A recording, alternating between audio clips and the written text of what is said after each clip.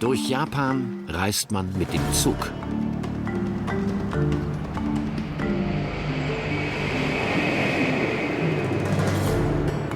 Japan ist das Bahnland schlechthin.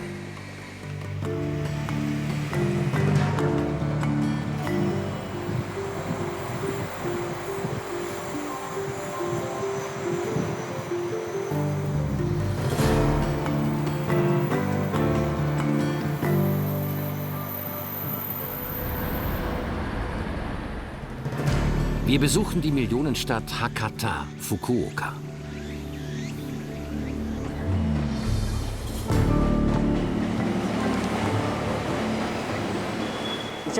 Am liebsten mag ich die Shinkansen der ersten Generation. In den lokalen Bahnhöfen arbeiten 150 Menschen. Meine Yaki-Gyoza, also gebratene Maultaschen, die sind wirklich berühmt. Die kennt wirklich jeder. Die waren sogar in einer französischen Zeitschrift. Wir besuchen Japan, und zwar die südliche Hauptinsel Kyushu. Ziel ist Hakata Station in der Präfektur Fukuoka, der größten Metropole der Insel. Und wir fahren ins kleine Yame.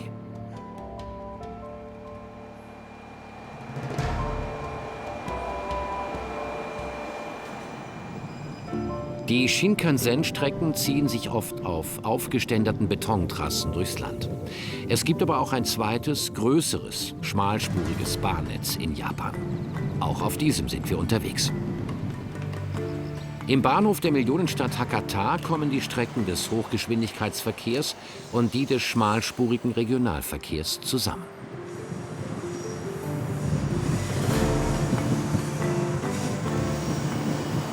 Wir bleiben zunächst beim Shinkansen, was so viel wie neue Stammstrecke bedeutet.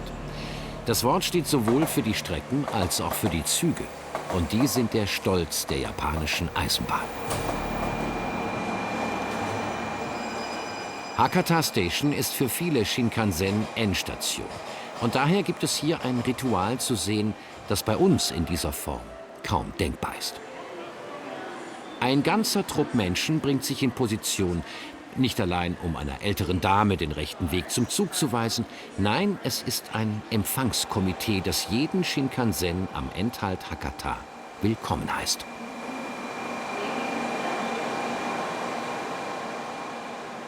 Der Fahrgast steht bei den japanischen Eisenbahnen im Mittelpunkt. Er wird nicht nur freundlich gegrüßt, der Zug muss für ihn stets peinlichst sauber bereitgestellt werden. In Japan fährt man auch prinzipiell vorwärts.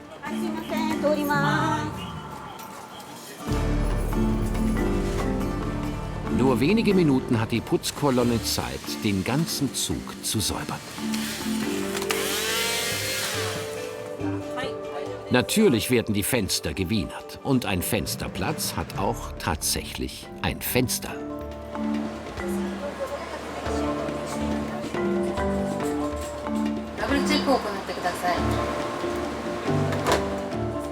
Der Shinkansen wieder startklar. Wir treffen Koichiro Kawano, ein Shinkansen-Lokführer. Er holt sich in der Lokleitung seinen nächsten Fahrauftrag ab.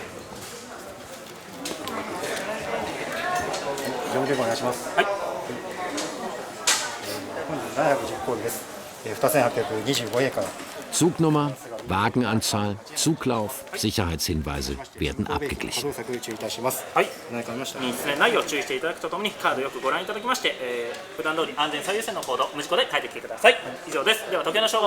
Und ganz wichtig, Uhrenvergleich.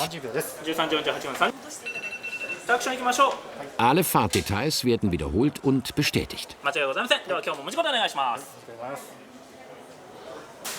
Gleich kann es losgehen. Korrektheit, auch bei der Uniform, steht an oberster Stelle.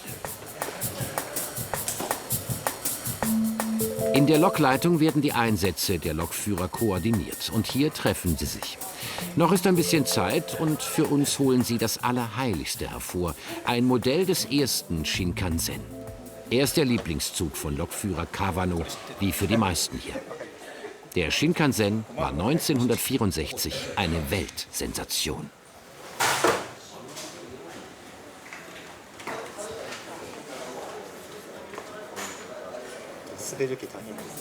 Kinder schenken den Lokführern ihre Zeichnungen. Shinkansen-Lokführer ist hier ein Traumberuf. Den Eisenbahnern wird in der japanischen Gesellschaft insgesamt eine große Wertschätzung entgegengebracht.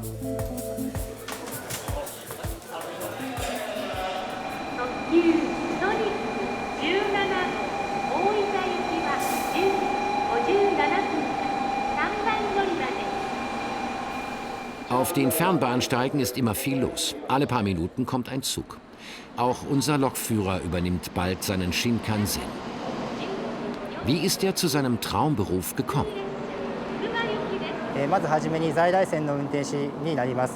Zunächst bin ich Lokführer bei der Lokalbahn geworden.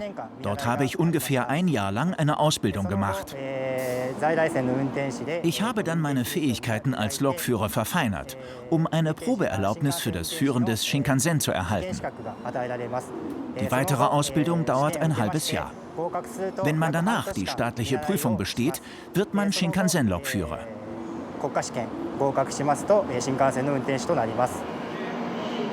Und war Lokführer auch der Traumberuf? Ja, als ich als Schüler zum ersten Mal mit dem Shinkansen gefahren bin, wusste ich, ich will Lokführer werden. Irgendwann wollte ich einmal mit meinen eigenen Händen einen Shinkansen fahren. Pflichterfüllung ist die oberste Priorität japanischer Eisenbahner. Nozomi, die schnellste Zugkategorie mit nur wenigen Halten bis Tokio. Die Zugübergabe auch ein festes Ritual. Die wesentlichen Fahrtangaben werden genannt und abermals bestätigt.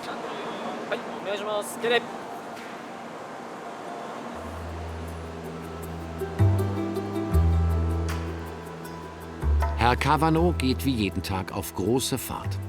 5 Stunden sind es bis ins 1200 Kilometer entfernte Tokio.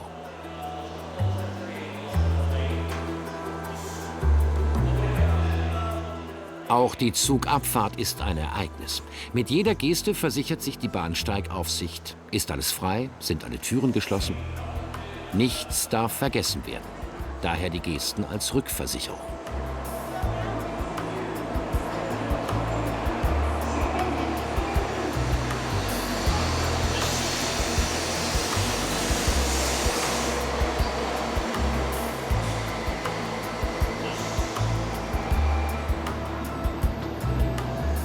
Auch wir machen eine kurze Fahrt mit dem Shinkansen. Es ist einer der Serie 500, Ende der 90er Jahre die modernste Baureihe, die erstmals planmäßig 300 Kilometer pro Stunde gefahren ist. Dieses Exemplar hat eine Hello Kitty-Ausstattung. Alles ist im Stil der in Japan überaus beliebten Comicfigur gestaltet.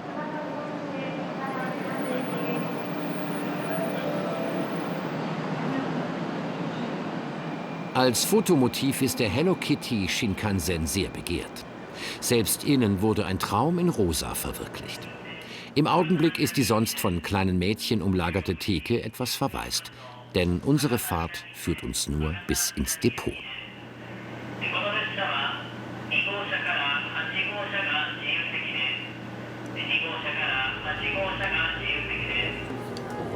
Durch die Häuserschluchten geht es in den Vorort Minami. Dort werden die Züge für die nächsten Fahrten gewartet. Es wird Abend und die Abstellgleise in Minami füllen sich. Jeder Zug wird nach der Fahrt durchgecheckt, damit am nächsten Tag wieder alles wie am Schnürchen läuft. Technische Pannen sind Japanern ein Gräuel. Die Fahrpläne werden mit einer Toleranz von nur 30 Sekunden gefahren. Hier als zweiter wieder eine Baureihe 500 in einer etwas seriöser wirkenden Lackierung. Minami ist der Endbahnhof der kurzen Stichstrecke ins Shinkansen-Depot. Wir werfen nur einen Blick auf die aufgereihten Renner.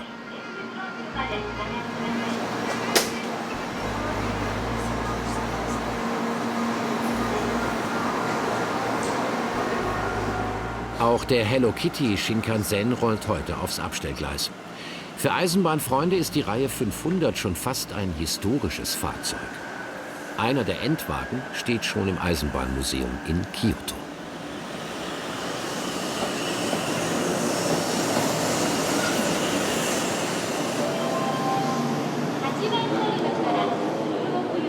Hakata Station ist ein regelrechter Moloch. Sie ist nicht nur der Hauptbahnhof, es ist schlicht die Verkehrsdrehscheibe im Zentrum der Stadt. Das Auto spielt in Japan zwar eine wichtige Rolle, doch gerade im Verkehr zwischen kleineren und den größeren Städten hat die Bahn eine größere Bedeutung als bei uns. Fahrkarten werden immer noch gerne an Automaten und Schaltern gelöst. Bahnfahren ist allerdings nicht billig. Umgerechnet rund 200 € sind für eine einfache Fahrt ins 1200 Kilometer entfernte Tokio zu berappen.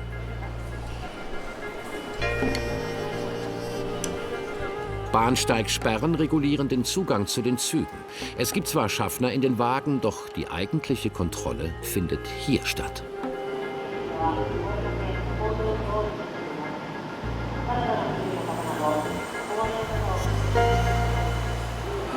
Eine Spieluhr am Haupteingang des Bahnhofs.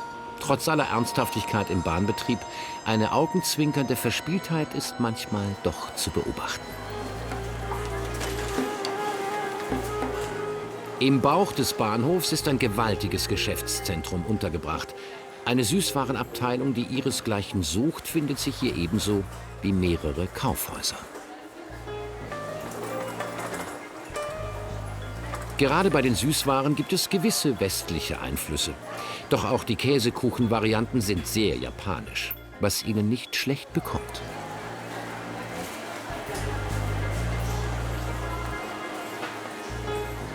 Betrachtet man all die üppigen Angebote, so ist man fast verwundert, dass man nicht sehr viele übergewichtige Japaner entdecken kann.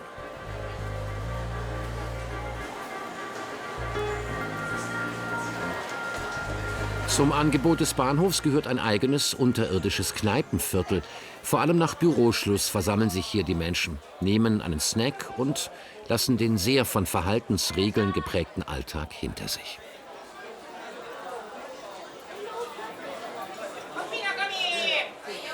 Man isst und trinkt gut hier und nicht einmal teuer.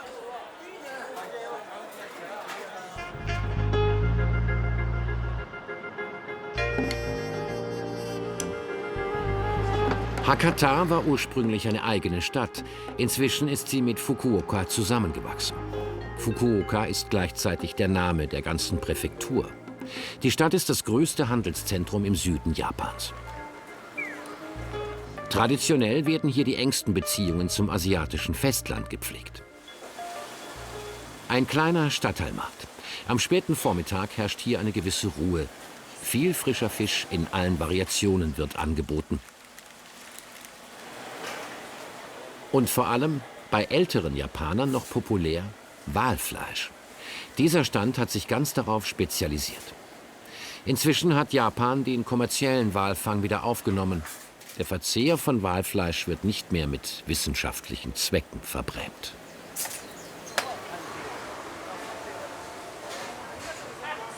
Etwas weniger verfänglich sind die getrockneten Pilze und natürlich wird der berühmte grüne Tee aus Kyushu angeboten.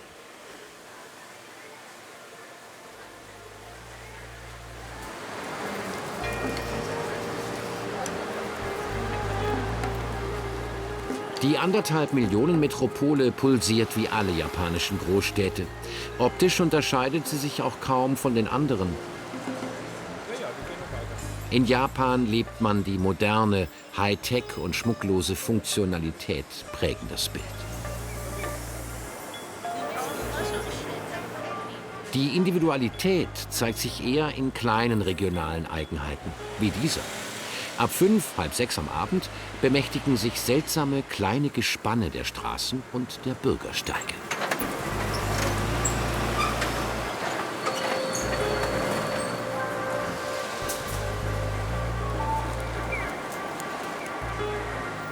Hier wird ein Yatai aufgebaut. Ein kleines Restaurant, das immer am frühen Abend auf und am späten Abend wieder abgebaut wird. Wenn es dunkel wird, verwandelt sich die Stadt. Die nüchterne Handelsmetropole wird plötzlich bunt. Die Menschen gehen gerne direkt nach der Arbeit aus. Essen spielt in Japan eine große Rolle, auch als Gegengewicht zum Arbeitsalltag. Und speziell in Fukuoka haben die Yatais Tradition. Ursprünglich waren sie Behelfsrestaurants nach dem Zweiten Weltkrieg, als die Städte zerbombt waren. Hier haben sie sich gehalten und erfreuen sich größter Beliebtheit. Wir treffen Mitsuyoshi Sato. Hi. Hanbei, hi, hi. Hi, arigato. Hi, dozo. Mitsuyoshi Sato war früher Angestellter, doch einen Yatai zu betreiben, ist ihm viel lieber. In der Wirtschaft gibt es große hierarchische Unterschiede. Das ist in einem Yatai anders. Es kommen Leute aus allen Schichten zu mir. Sonst sind die da oben die Abgeordneten, unten dann gewöhnliche Büroangestellte. Und wenn ich mir das so anschaue, denke ich, Menschlichkeit, das ist das Yatai. Das empfinde ich ganz stark so.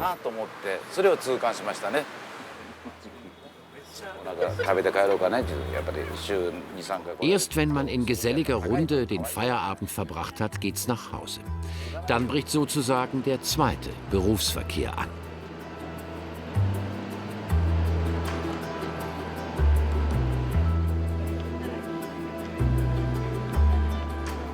Hakata Station, immer ein belebter Ort.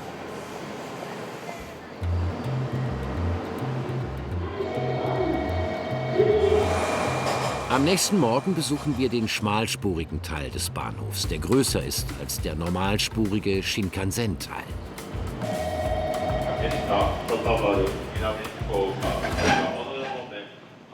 Es gibt sogar Suppenküchen auf dem Bahnsteig. Man bestellt elektronisch außen am Automat und genießt dann drinnen ganz analog. Ebenfalls allgegenwärtig die Getränkeautomaten, in denen es gleichermaßen heiße wie auch kalte Getränke gibt.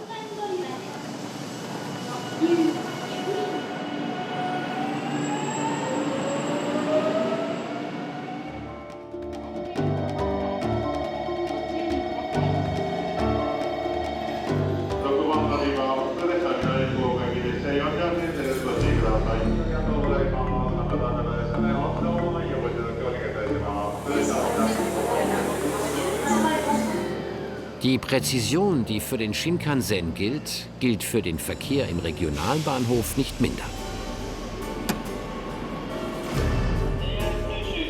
Sicherheit und Pünktlichkeit sind auch für den schmalspurigen Bahnverkehr die wichtigsten Vokabeln.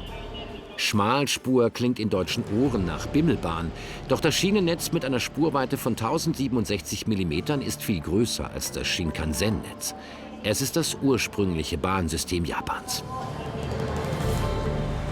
Wir treffen Mikiko Nakano, die Bahnhofschefin von Hakata Station. Sie ist eine der wenigen Frauen in einer Führungsposition bei den japanischen Eisenbahnen. Das alte Rollenbild ist hier noch sehr präsent. Doch das kümmert sie wenig. Sie muss den wichtigsten Bahnhof Kyushus managen. Nun, die wichtigste Rolle des Kyushu Hakata Bahnhofs ist natürlich die als Eingangstor Kyushus. Wenn man die Güterzüge, die lokalen normalen Bahnlinien und die Shinkansen-Linien zusammennimmt, dann fahren hier täglich etwa 950 Züge. Außerdem liegt er ganz zentral. Vom Flughafen sind es nur 5, vom Hafen nur 20 Minuten. Wer zu uns kommt, kann von hier aus zu allen möglichen Orten aufbrechen. Das ist eine äußerst wichtige Rolle des Hakata-Bahnhofs. Für Reisende aus Europa ist vor allem die unglaubliche Pünktlichkeit ein erstaunliches Phänomen. Nur 30 Sekunden Toleranz gelten als üblich und werden meist auch eingehalten. Wie schaffen das die Japaner? Also dafür gibt es vor allem 3 Gründe. Zunächst ist das die regelmäßige Wartung und Instandhaltung von den Gleisen und Bahnhofsanlagen.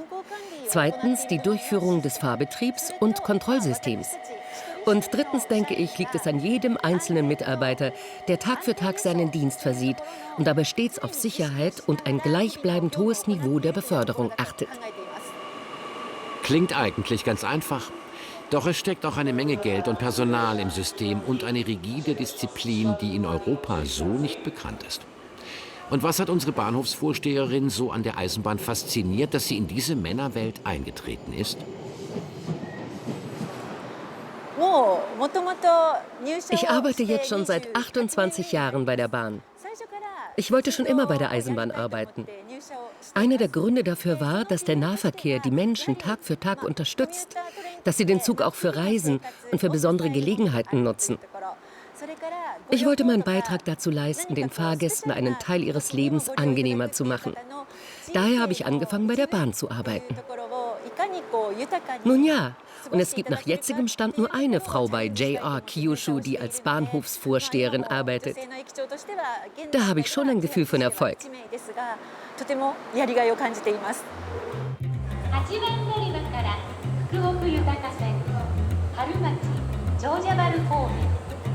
Wir nehmen nun auch den Zug und verlassen für einen Ausflug die Großstadt. Im Nahverkehrszug kann man dem Lokführer bei der Arbeit über die Schulter sehen. Die typischen Gesten zur Rückversicherung gibt es auch hier.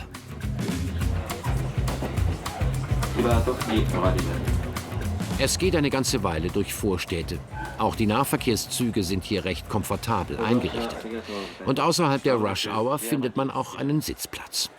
Die Sitze kann man umklappen, selbst im Nahverkehr.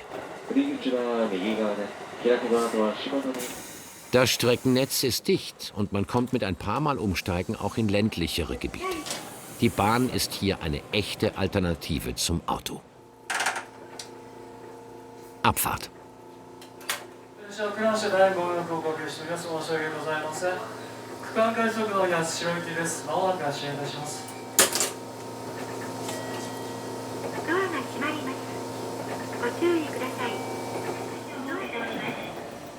Alles gecheckt. Es kann wieder losgehen. Das Armaturenbrett bietet eine japanische Besonderheit, ein Platz für die Lokführer-Taschenuhr.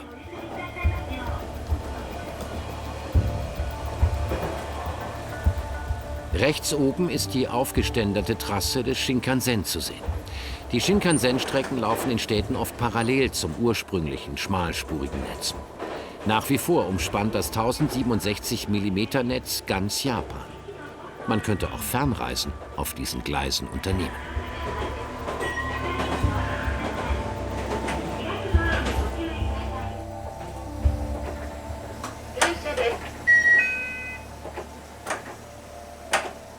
Unser nächster Zug, den wir nehmen, hat ein ganz eigenes Design. Gerade in Kyushu gibt es eine Vielfalt an unterschiedlich gestalteten Zügen. Neben den Nahverkehrszügen verkehren auf dem schmalspurigen Netz auch Expresszüge. Der Hochgeschwindigkeitsverkehr hat sich seit 1964 immer weiterentwickelt, doch er ist kein Ersatz für die alten Linien, er ist die notwendige Ergänzung. Und die Fahrgäste nehmen die Bahn an, obwohl die Fahrpreise nicht niedrig sind. Angebot und Qualität stimmen offenbar. Wir kommen in Yame an, ein kleiner Ort rund 60 Kilometer von Hakata Station entfernt. Und auch dieser Bahnhof hat eine kleine Besonderheit, ein Koimusubi, eine Art Liebesstein. Die Berührung soll göttlichen Beistand für eine glückliche Liebe gewähren. In Yame ist von Hektik nicht viel zu spüren.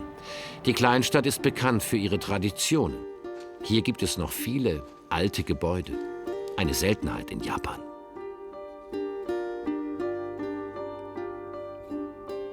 Kleine Schreine liegen in bemoosten Gärten.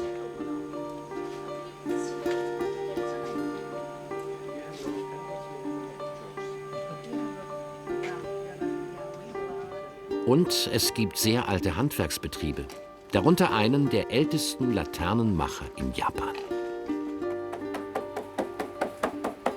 In Handarbeit wird in der Laternenwerkstatt Ito Gonjiro jeder Lampion beklebt, seit bald 200 Jahren. Der kleine Betrieb ist selbst in Hollywood bekannt.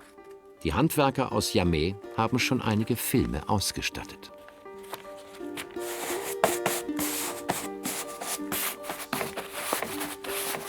Was einfach aussieht, bedarf jahrelanger Übung.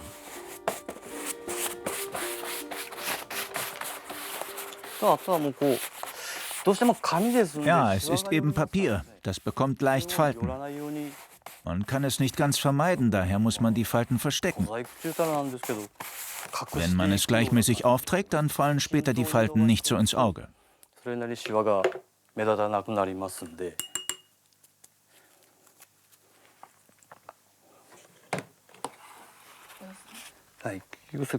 Hier, wo ich die beiden Papierstreifen aneinander geklebt habe, wenn der Abstand zu breit wird oder wenn er schief wird, sieht es komisch aus.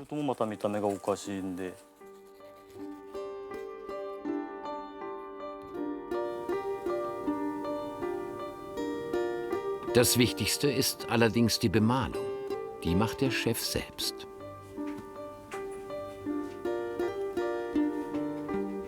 Ein fast kontemplativer Akt.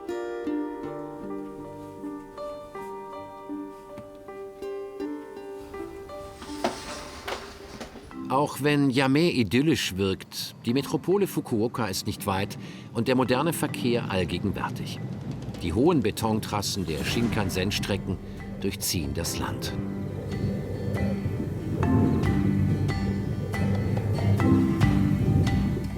Eine Nahverkehrsstrecke ist meist in unmittelbarer Nähe. Das Leben in Japan konzentriert sich auf die Ballungsräume. Die Verkehrsadern sind der sichtbare Tribut, den die Prosperität fordert.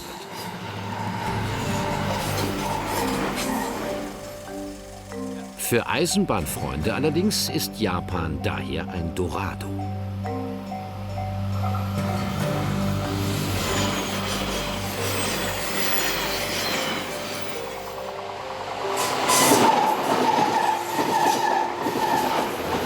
Doch zurück nach Yamé. Nur wenige Türen neben der Laternenwerkstatt findet sich ein weiterer uralter Laden. Den berühmten grünen Tee aus Yamé verkauft Kenichi Konomi. Auch dieses Geschäft ist mehrere hundert Jahre alt. Eigentlich ist es nicht nur ein Ladengeschäft, es ist ein altes Handelshaus. Grüner Tee war früher etwas ganz Besonderes. Aus ganz Japan kamen die Kunden und wurden hier empfangen und bewirtet. Kenichi Konomi möchte an diese Tradition anknüpfen.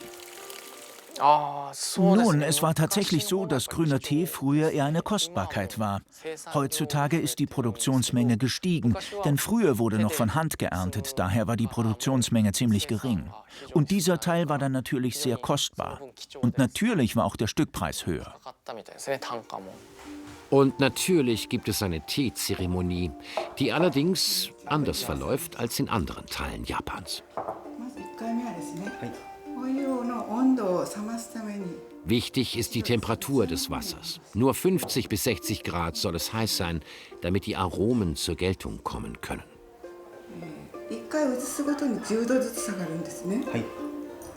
Der Tee kann mehrfach aufgegossen werden. Die Temperatur wird dabei jedes Mal reduziert.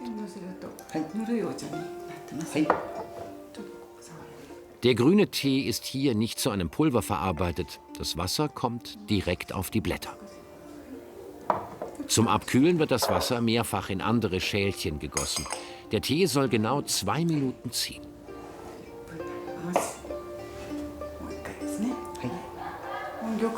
Auch wie der Tee getrunken wird, ist exakt festgelegt.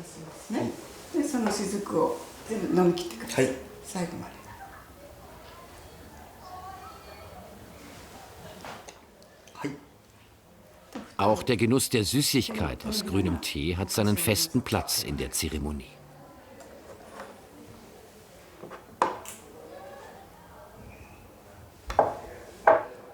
Es geht um die Harmonie der Geschmackserlebnisse. Und die kennt man hier seit rund 1000 Jahren.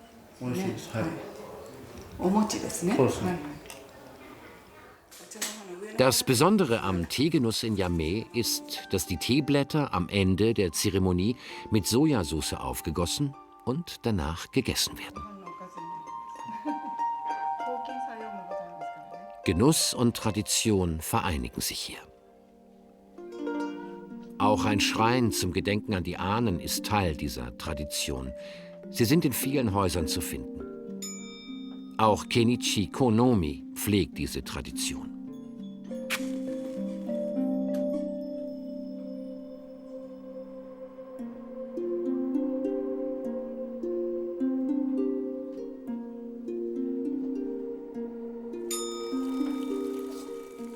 Wir verlassen das ruhige Teehandelshaus und begeben uns in eine Art lebendes Museum. Eigentlich ein Volksfest. Immer im Herbst trifft sich der ganze Ort und führt ein altes Puppenspiel auf. Jeder hat seine Rolle in diesem Theater, das ganz aus Holz und ohne Nägel und Schrauben gefertigt ist. Seit 300 Jahren wird es immer wieder auf- und abgebaut. Ganz unten, also auf der ersten Ebene, dort werden die Fäden der Puppen geführt. Und auf der zweiten Ebene werden die Stäbe der Puppen geführt.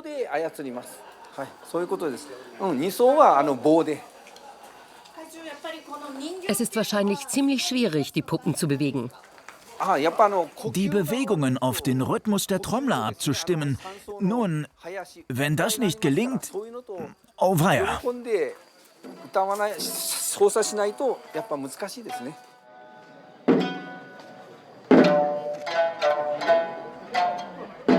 Das Stück handelt von einem Edelmann, der zu einem Tempel pilgert.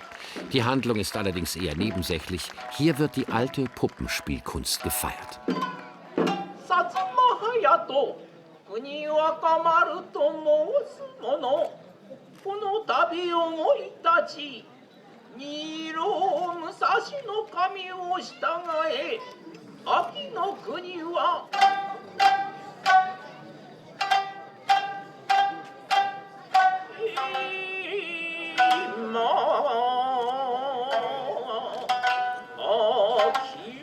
Ganze Mannschaften bewegen die Figuren.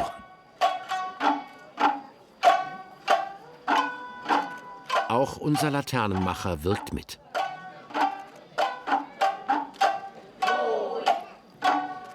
Das Stück wird in Altjapanisch vorgetragen. Auch für Japaner schwer zu verstehen.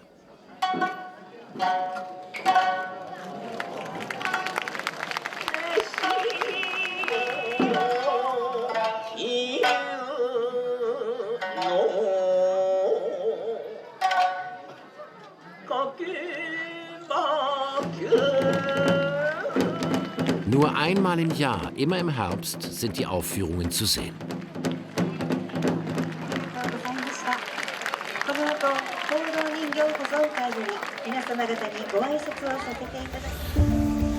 Zurück in die Metropole Fukuoka. Die Stadt wächst immer weiter ins Umland.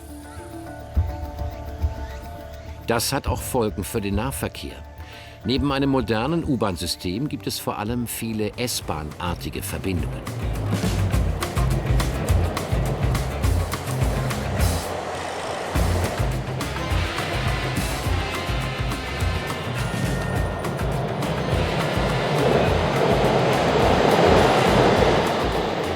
Eine Brücke mitten in der Großstadt. Hier bündeln sich einige Strecken und im Minutentakt fahren hier Züge aller Kategorien. Das typische Geräusch japanischer Schranken.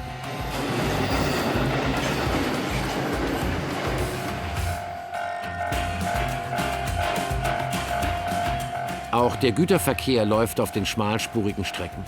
Allerdings spielt der Schienengüterverkehr in Japan nur eine untergeordnete Rolle.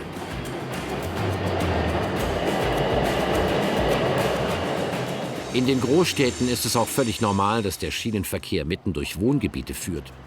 Die Zumutungen der Moderne nimmt man hier gelassen hin. Hauptsache, man kommt rasch vorwärts.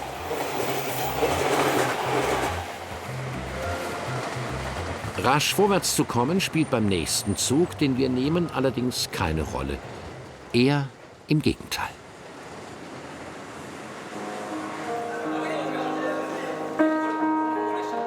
Dieser Zug wird auch nicht einfach am Bahnsteig bestiegen. Man bereitet sich auf diese Reise in einer eigenen Lounge vor. Mit Luxus im Ambiente des frühen 20. Jahrhunderts werden die Gäste des Seven Stars empfangen. Das Fahrkartenknipsen wird zelebriert und diese Fahrkarten sind inzwischen sogar schon Sammlerstücke.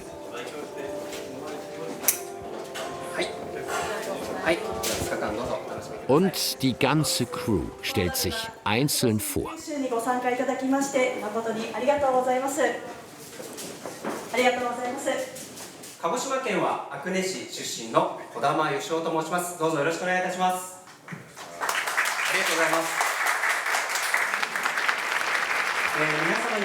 Schließlich wird Japans erster moderner Luxuszug bereitgestellt. Vor jeder Fahrt wird er von Hand geputzt. Die Lackierung wirkt wie ein dunkler Spiegel. Ein Hauch von Orient Express soll erzeugt werden. In den 7 Wagen finden nur 30 Passagiere Platz, allerdings umgeben von jedem nur erdenklichen Luxus. Jeder Knopf wird erklärt. Toilettenspülung und Alarmknopf sollte man besser nicht miteinander verwechseln.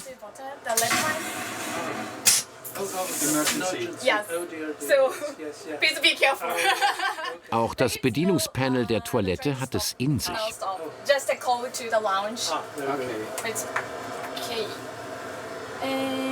Feine Keramiken, ein raffiniertes Lichtdesign. This is also the light button here.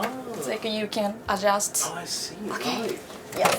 And this An der one- Kabinendecke des Seven Stars funkeln freilich Sterne. Sie stehen für die 7 Präfekturen Kyushus. Die Abfahrt naht. Und hier wird nicht einfach nur die Trillerpfeife gezückt.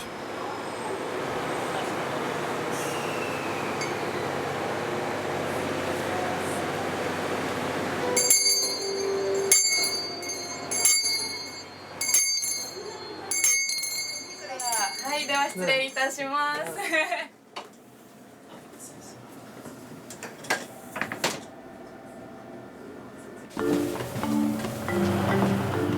Die Abfahrt. Ein kleines Spektakel. Alles wird festgehalten. Auch das Fotografieren des Fotografierens. Typisch japanisch, es wird gewinkt, bis der Zug nicht mehr zu sehen ist.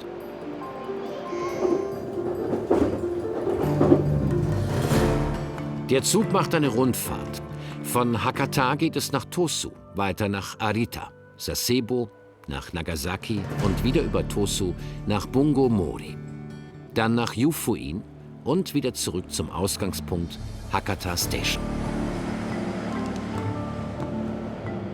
Der Lichtreflex am Stern ist kalkuliert. Die Sterne Kyushus müssen funkeln. Es geht hinaus aufs Land.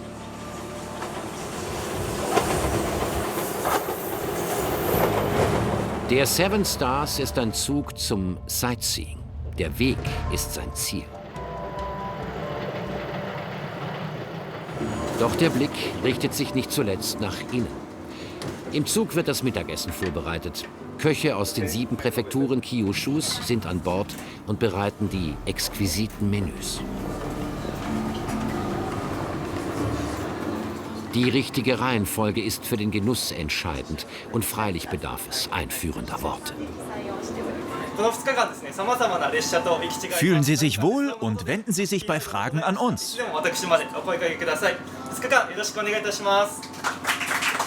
Auch die Arbeit im Zug ist etwas Besonderes.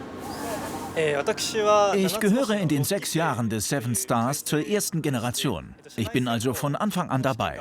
Es gab eine innerbetriebliche Auswahl durch eine Prüfung. Der Umgang mit unseren Fahrgästen hat mir schon als Lokführer große Freude bereitet. Aber im Seven Stars hatte ich die Gelegenheit, noch viel stärker in Kontakt mit den Fahrgästen zu kommen.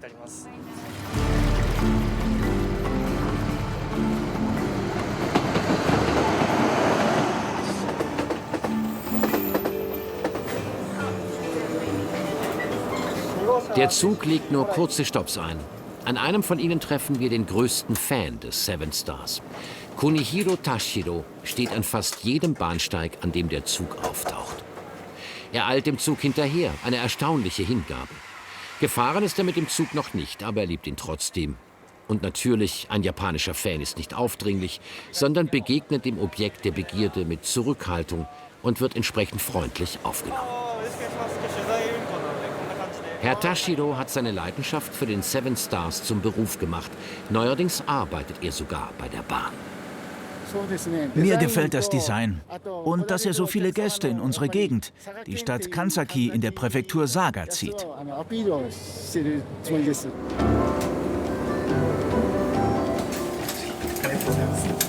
Den Luxuszug gibt es erst seit 2013. Inspirieren lassen haben sich die japanischen Designer von den Luxuszügen der Belle Epoque. Wir erreichen Bungo Mori, ein kleiner Ort, doch er war einmal ein wichtiger Bahnknoten. Viel ist davon nicht geblieben. Inzwischen ist der Bahnhof eine Unterwegsstation wie alle anderen. Doch Bungo Mori hat eine Besonderheit: der letzte erhaltene Ringlokschuppen in Kyushu. Das Bild, das er abgibt, ist ein eher trauriges. In Japan hält man zwar viel von Tradition, doch das heißt nicht, dass alte Bauten ihre Nutzung lange überleben. Die Dampflok wurde eigens restauriert, allerdings steht sie nicht unter Dampf. Aus dem Kamin kommt Theaternebel und der Pfiff aus der Konserve. Eine echte Attraktion ist der Seven Stars. Gerade weil er der erste der japanischen Luxuszüge ist, zieht er Bewunderer an. Der Zug setzt seine Reise fort, und zwar langsam. Das gehört zum Konzept. Man soll die vorüberziehende Landschaft genießen.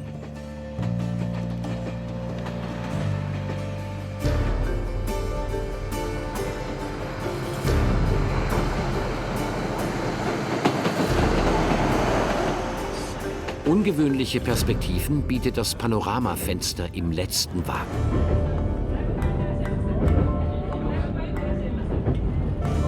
In Japan dient solch eine Schienenkreuzfahrt nicht nur dem Genuss und der Völlerei, sie hat schon fast einen philosophischen Ansatz. Also, so wie ich es heute Morgen in der Seven Stars Gold Lounge bereits erläutert habe, besteht das Seven Stars in Kyushu-Konzept aus folgenden 3 Punkten. Erstens, dass sie für unsere Fahrgäste Zeit und Raum schaffen, damit diese in Ruhe, während sie vom Fenster aus die Landschaft an sich vorbeiziehen lassen, über ihr bisheriges Leben nachdenken und neue Ideen für ihre Zukunft entwickeln können. Zweitens geht es auch darum, unseren Fahrgästen neue Erfahrungen zu verschaffen, während sie über ihr Leben nachdenken. Drittens, dass unsere Fahrgäste mit uns, unserer Crew, aber auch den Menschen in Kyushu neue Begegnungen erleben. Dass unsere Fahrgäste diese 3 Erfahrungen machen können, das liegt mir sehr am Herzen. Einen Zug anzubieten, der eigentlich kein Ziel hat und nur zum Wohlfühlen durch die Landschaft schaukelt, galt als wirtschaftliches Risiko. Inzwischen fahren mehrere Luxuszüge durch Japan. Die sündhaft teuren Reisen sind stets ausgebucht.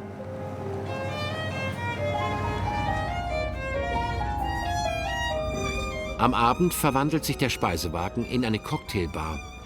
Der Zug ist ein Hotel auf Rädern. Die Wagen wurden eigens für diesen Zug konstruiert. Auch hier haben berühmte Designer die Inneneinrichtung entworfen.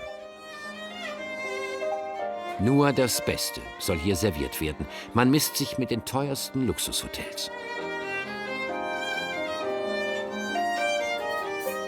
Während der Seven Stars Cocktail serviert wird, kann man, wie der Crewmanager empfohlen hatte, über sein Dasein philosophieren.